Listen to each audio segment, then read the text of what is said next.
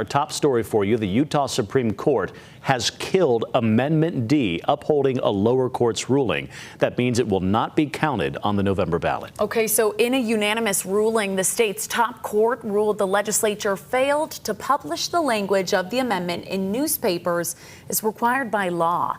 They also found the ballot language Republican legislative leaders put forward was misleading, siding with the League of Women Voters of Utah and Mormon Women for Ethical Government. The plaintiffs are now reacting to today's decision.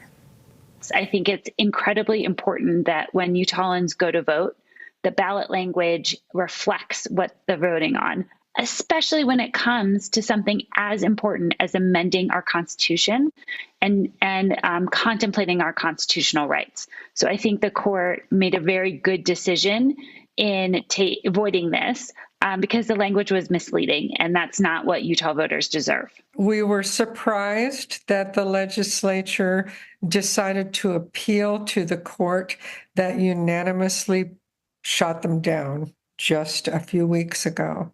So it is not surprising, but we look forward to working with our legislatures, particularly hand in hand, now that they realize they are supposed to be representing us.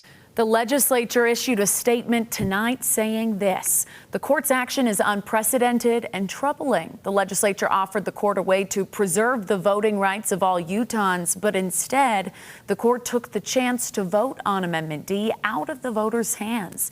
It's a sad day for Utah and voters, whether for or against the constitutional amendments. And a Utah district court is considering whether to void yet another controversial amendment on the November ballot.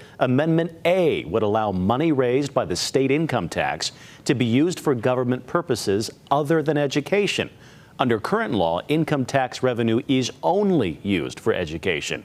Well, the Utah Education Association, the largest teachers union in the state, sued over this.